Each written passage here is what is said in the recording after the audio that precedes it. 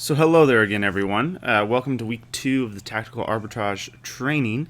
And if you weren't with us last time, we went through the product search page. And I'm going to be honest with you, if you haven't watched that video yet, you really need to go watch that because it's a lot of the basics that we're going to build upon as we go through a few of these other searches. So the product search page that we went over in the last video, what that does is it's searching all of the other stores and comparing them to Amazon. Okay, you have a whole list of stores you can go through. I showed you how to do that. I showed you how to build filters. We also have some blog posts on fbamaster.com that cover some additional in-depth views at those filters. I'll be finishing up a few more of those in the coming days. But we have all of this great stuff that we can do there, but that's just a fraction of what Tactical Arbitrage can do. So what we're going to cover today is the Amazon Flips section. So if you go up here to the top bar and click Amazon Flips, you're going to see a little drop-down menu. You're going to see Search Amazon, View Flips, Download Flips, and Saved Flips, all right here. So we're going to start today's video with Search Flips. So for anybody who's kind of sitting there going, okay, Chris, what are we going to be covering in this? Well, we're focusing on Amazon Flips. And what that means is when you are finding an item on Amazon that you are going to purchase, get it shipped to your location or a prep center, and then you're going to resell it on Amazon. Now, a lot of you are going, is this even legal, Chris? Well, yes, a few rules you can't use. You can't use your Prime account. You got to use a non-Prime account for this. I tend to do it under a completely different account than my personal account, and I just send it there. Next one is, can I be tax exempt on this? The answer is yes, you can. That's pretty much all you need to know there. Just don't use Prime and don't use your own personal account. Set up a business account that's separate from your other one and set up the tax exempt portion of Amazon, and you can get zero sales tax and get it shipped to your house. So we like to put everything up above the $35 mark to get the free shipping, but those are a few things that you need to know before we get into the Amazon Flips here. So now this section is kind of interesting. Keepa is what we're going to be really deriving a lot of the great analysis here from. So what I'm going to do is I'm going to walk us through an example of not using any of the filters just to show you how to run a search, and then we'll go into looking a little bit deeper into what the results bring. So bulk categories, I mean, you can read it here. You can add in multiple categories and do them in a bulk fashion. So this allows the automation portion of Tactical Arbitrage to occur. So what you're essentially doing here is you put the category and the abbreviation that is in there, what start page you want, and what's the last page. If you wanted a full example, you could download it and you can look at it, but we're not going to go too in-depth into this. This is a little bit more advanced. You guys got to know how to use it before you can use it to its advanced features. Hope that makes a little bit of sense. So then you also have bulk product codes, which these are going to be UPC or ASIN numbers. So this is if you have like a set list of UPC codes you want to do some Amazon analysis with, you can upload those in here. It'll be actually really fascinating if you do that, but those are what you need for that section. So in this course, we're really not going to use this. Now, your quick search here is if you wanted to search up a single ASIN, or if you want it up to 100, you got to use a comma. See, comma separated, so that means I can type in the thing. It's almost the same as a bulk product code. It's just, it doesn't have to be as bulk, 100 or a single one even. So now we get down to what looks a little bit more familiar if you watch the first videos. So we have here the URL to examine, and Alex gives you a great list of URLs over here that you can start with, but these are the ones that are acceptable to put in here. So you have, let's open up a few so you guys can see. Let's go ahead and open up this guy real quick so you guys can see what kind of areas we can analyze here. Just one more. So you'll see we can analyze like a action figures based page. We can do a movers and shakers based page. We can do by category. You can do a lot of different things. So you can, if you need to look at what else you can do, just check this bar here, but they're going to give you all the examples of the URLs we can use. And a URL, for anybody who's confused, is the page we want to search. It's not really it's a URL, but it's not really like I need to have a. I don't know the best way to say this. You have to use a URL to tell it where to go look. That's what I'm trying to get to here. So we're gonna do movers and shakers and shoes. Okay. So now you can tell it how many pages you want it to start with. So I want it to start on page number 1, and I want it to end on page number 3, just for this. Okay. So now this is my basic search features up here. Now, if I wanted to do any analysis, we'd actually go down here and we'd start looking at the analysis. But let's go ahead and run one search with just this to see what information it's going to bring up. So we're going to hit submit. You guys are going to hear a train in the background because, of course, on a Sunday morning, there's a train going. So you're going to see over here that we have a process running.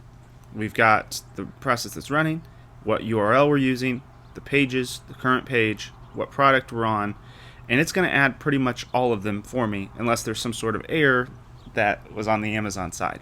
So we're just going to let this run so I can show you guys what the results look like, and then we'll go into narrowing down with the parameters on how you can use this to find your Amazon to Amazon flips.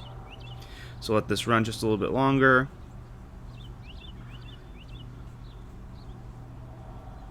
So already got this product, good. Let's go ahead and click the blue button here that says View Data. Okay, so this is going to look a lot like the View Data screen that we did for the original product search. This is just going to be for Amazon flips. So we can have 500 lines, you can download it, you can export it, you can move to folders, all that jazz here. But here's the results we get. We get the title, an image, Amazon's current price, the average sales price, and right now it's going to be forever because we didn't set specific parameters to tell it what to look for.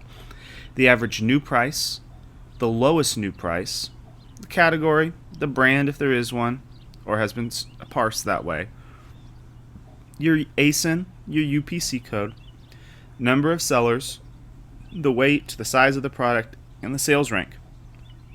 And then you get the wonderful Keepa charts, the ones that we love to look at so we can analyze if it's a good or a bad product for an Amazon flip. So we're not going to go into like the true analysis of how you look for an Amazon deal. I mean, we have a lot of training videos out there already on reading Keepa charts and understanding what we're looking at here. We're just going to show you how the software can help speed this up for you. Okay? So these are what it shows me. I can go down here and you can see it has a ton of different shoes because I told it to look up the best-selling shoes. Then I told it to show me all the charts so I can do quick analysis over these deals without having to click through every single one of them. Okay? Does that make sense? I'm pretty sure a lot of you are going, well, yeah, I'm kind of getting, you just see things here, Chris, but how do we use this to understand a little bit more of what's a good or a bad purchase? So let's go ahead and go up top here, and I want to go ahead and delete all the data here. We're going to run a different search. So you guys saw what we can do there. So let's go and do a search for Amazon flips. We're going to use the same URL we used before. We're going to do the same bit so you guys aren't confused. You can see the same data. Now we're going to go into number 1 here. Analyze data using these parameters. And this is for new products. Sorry, I needed a drink of coffee there. So what we're going to ask, we can tell it to do is, hey, we want you to go and analyze and give me the numbers based upon these following factors. You see there's 5 of them here. We can say, hey, what was the average Amazon selling price for the last 14 days? Okay, this is going to give us a little bit of an insight of, did the price really fluctuate a ton over the last 14 days? We can also do a date period where we click this and we actually go in here and we can give a custom range. We can say 14 days, 30 days. We're going to do 30 days. Okay, you can choose either or here. The next one is calculate the average new sale price. So what we're doing here is we're breaking it apart from people who are third-party sellers and Amazon sellers. Because the odds are when Amazon's out of stock, if somebody's still going to be buying this, they're going to be buying it from a third-party seller. So what we need to do is we need to figure out if there's a huge differential between the Amazon average selling price and the average selling price of the new seller. If it's a lot different, then we're going to have some opportunities here for arbitrage. So we're going to also select this for the last 30 days. That's how long we're going to do it. So if I wanted to check for all time in the last 6 months, I could put this in there, but I'm curious of the last 30 days what the averages were for these items. So I can calculate the average new sale price, but I can do it when Amazon was out of stock. Okay, so let's see. We're going to do the last 30 days when Amazon was out of stock. So now what are we doing here? We're taking what Amazon's average sale price is. We're taking what the average new price is, so we get kind of a running average of those. And then we're doing some analysis on the average price of an item, the new item, or a new product, so a third-party seller, when Amazon's out of stock. So we're able to see if when Amazon is out of stock, is there a price difference that the third-party sellers use to their advantage to make money. Extremely powerful stuff here. Okay, so then we get to the next one. Let's calculate the lowest Amazon sale price. So now what we're telling it to do is, like, over the next 30 days, find me the lowest it ever was on Amazon. So now why would I need to know that? Well, that lowest bid on Amazon tells me the lowest price where I can make a purchase to turn around and try to resell it. So if I know what the average moving price is when Amazon's out of stock, I know what the average selling price is for new sellers and Amazon, and I'm able to tell you what the lowest price Amazon was over that same period of time, I'm easily able to tell you if it's a profitable Amazon to Amazon flip. Okay, I know when it's the lowest, I know the average, I can make an educated decision. So let's go ahead and put that for the last 30 days as well. Then the final one here is, say Amazon's never sold this product, and you want to know what the lowest new price is. So the person who's been selling these items, and you have that one guy who comes on and just sells it way cheaper than anyone else, and you think there may be some arbitrage opportunities at that point. Well, that's what this thing does. It tells us where to calculate the lowest price it's been on a merchant fulfilled side of things. So we're going to do the last 30 days. Now I'm going to be honest with you guys. These parameters right here, you can change them however you want to do the analysis, but my recommendation is going to be using them all to, or setting them all to the same time frame, because it's a little interesting to go through and read, like, okay, here's my 7-day average compared to a 30-day average, because it's going to pull in a lot more information. And I just think that when you have these kinds of numbers, it's great to compare apples to apples, so the same time frames together, than it would be to compare completely different time frames. So just keep that in mind. Now, one thing you could use this for as well is during like Q4, you want to know what the average sales price was during that.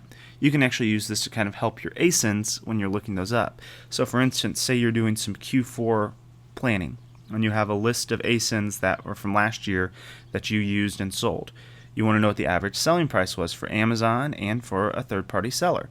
So you could paste those ASINs up here in the quick search or in a bulk product code feature, and you can run those, and you can get the calculations from the specific date range if we used custom range. Now we get to the reduce number results area here, so number 2. And this one's going to be pretty much what it says what it's going to do here. It says it's going to reduce the number of results. So how are we going to reduce it? Well, we got 4 factors here that can say, hey, I don't want to see results like this, or I don't want to see results like this. So we're going to you can reduce ranks or remove ranks over. So this says, if the rank is over blank, please remove it from my results. So since we're doing shoes, let's do over 60,000. Just picking a random number here to show an example. You need to use your own business model of what is an acceptable flip for you, and you can put those in here. Then the next one is competition based. So I want to remove products that have more than X number of sellers. So if you like to reduce your competition, you may want to only have 3 or 4 sellers on there. If you don't mind a little competition, it may be 15 to 20. Depends completely on what you want to do. So we're going to do it if there's more than 10 sellers, just for this example.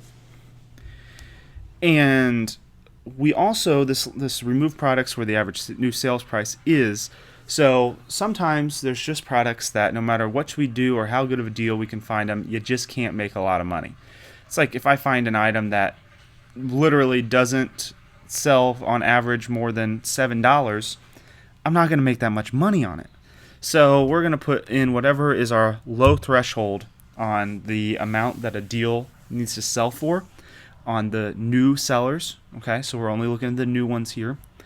And this is going to prevent us from seeing deals that may have a huge return on investment or an ROI on a percentage basis, but may only sell for $7, so you may never ever find actual profit. And finally, what we have, this last one here, is only analyzed when Amazon has been in stock a percentage or less in the last 30 days, or last blank days. So, now this is a little interesting because this gets a little bit more convoluted than normal. But what we're basically saying here is I want to find products that Amazon has been out of stock in for, or out of stock of 50% of the time over the last 30 days. So if you do every 30 days, there's a 50-50 shot it's going to be in stock or it's not going to be in stock. So this is how you say, how do I find when Amazon isn't in stock with a product? Because when Amazon isn't in stock is when a reseller like us has the ability to sell it at that higher price. Okay? So the less Amazon's in stock with the item, the more likely you can charge that third-party price and be able to turn this for a flip. So I want to say only analyze items when Amazon's been in stock less than 70% of the time, or 70% or less in the last 30 days. Okay? So if they've been in stock for, if we look at 100 days, and they've been in stock 70 of them, I'm going to see that result. If they've been in stock 71, I don't want to see it. So this is just kind of a nice way to say, I don't care if Amazon's always in stock. I don't want to see that freaking product. Please move along. Show me one where I can have a possibility to flip and make some money. So we've covered now sections 1 and sections 2.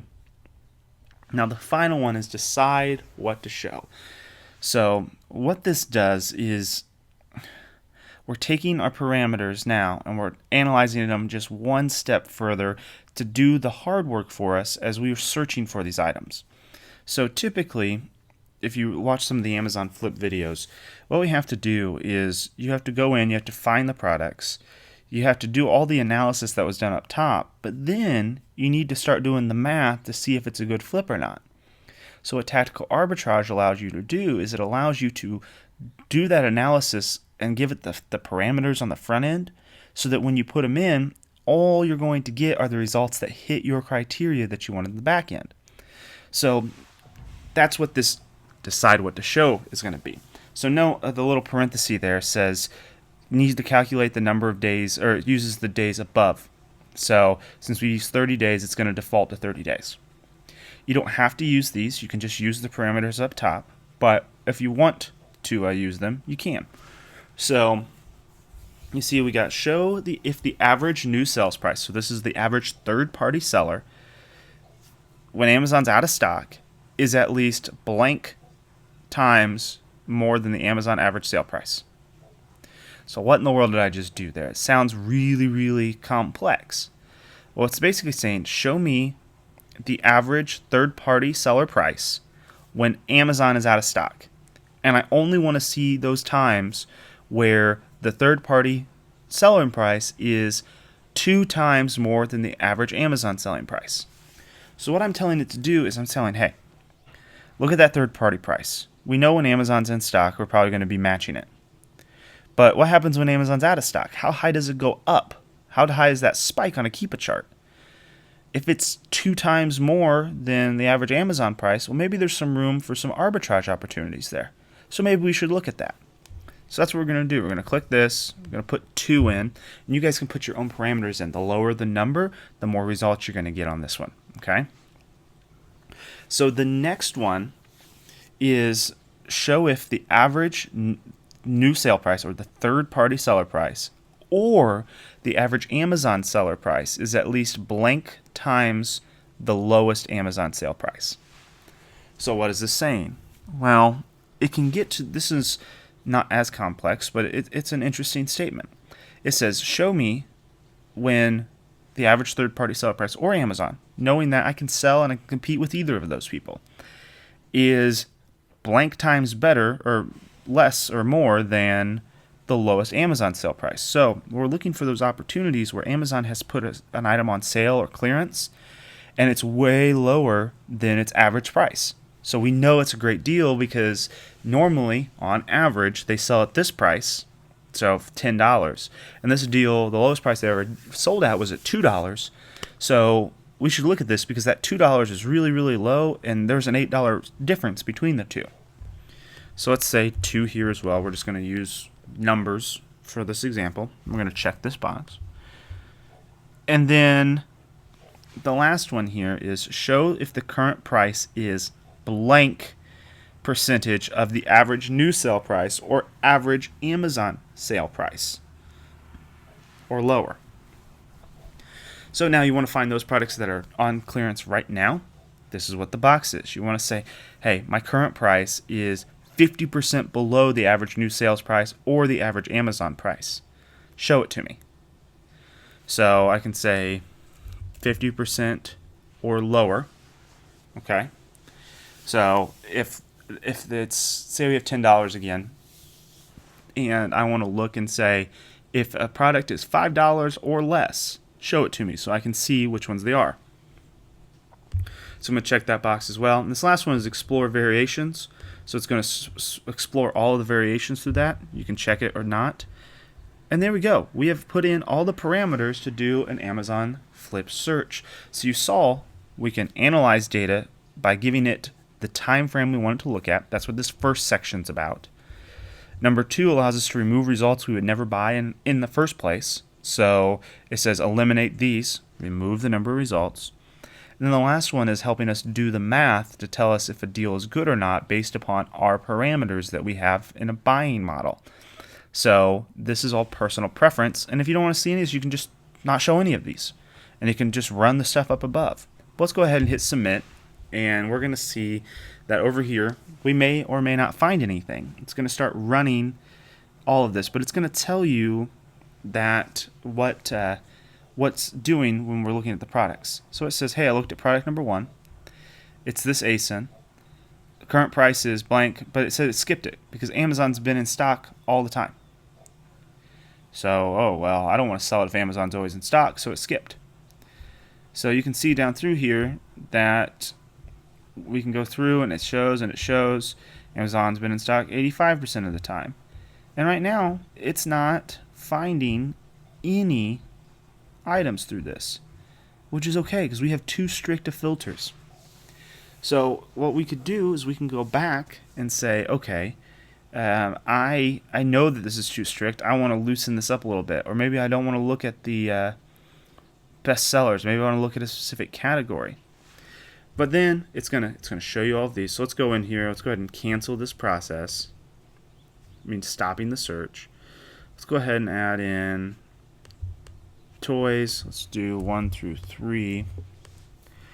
We're going to go back to our last use filters we had here. And I'm just going to remove this filter. I don't care if Amazon's been in stock a percentage or not. Let's submit. Let's see if we run anything different. See what now we see with our process running over here. Okay. It says this one has too many sellers. This one has too many sellers. This one doesn't have an average Amazon price. The sellers is 50 here. I'm just going to keep showing you all this stuff, but you can see it's already done. So let's go to view flips. So it's going to pull in anything that hit our target here. So we're looking at this, and it's saying that the current price is $7.99. Average price is $7.99. New price is $8.02. And I had it in a 30-day range. So I picked this up because of our Q4 sales here. Okay? That's what it showed us here. That's why it picked up our information. It's very fascinating. So that's the power of the Amazon Flips feature.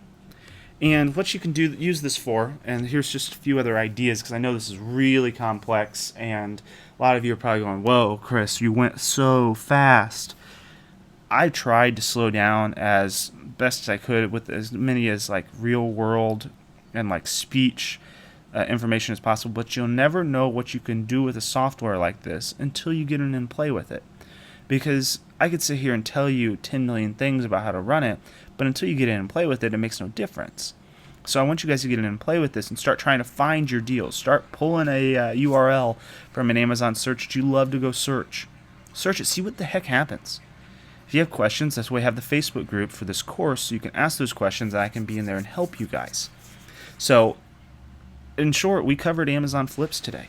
I mean, we went through all of the ways you can segment the data and how you can use this. Now, a few tips and tricks. If you find something that's at a higher price than it normally is, set a Keepa alert. This is great to help you set Keepa alerts. So you can get a notification when the price drops because you know it's dropped before. So that's one thing to consider here. This also allows you to see average prices over spans of times. It gives you an ability to go through best sellers, so you don't have to sit there and click through like I used to, like item by item that has a percentage increase to see what's going on there. It can really speed up that process.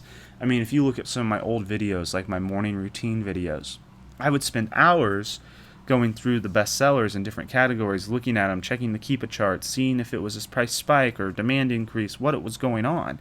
Now I can just upload all those URLs and run it every night and wake up and everything's going to be analyzed for me.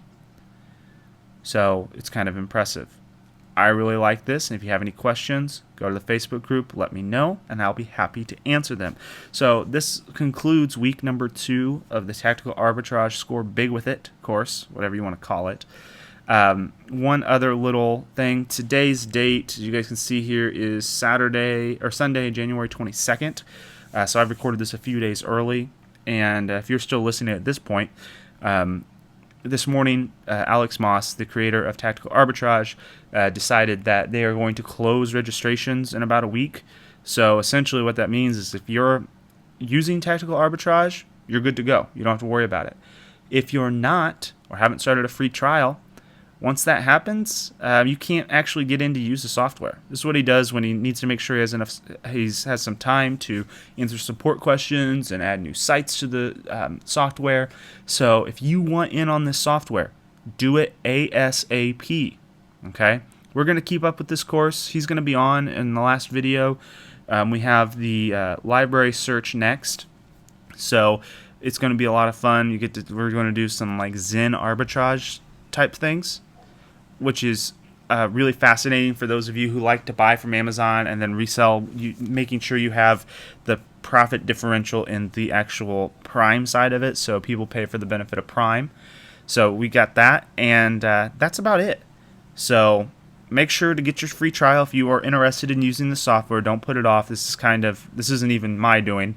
This is really just Alex being Alex and making sure that the software is as good as it can be for the users who have it. And I look forward to seeing you guys next week in class. Peace.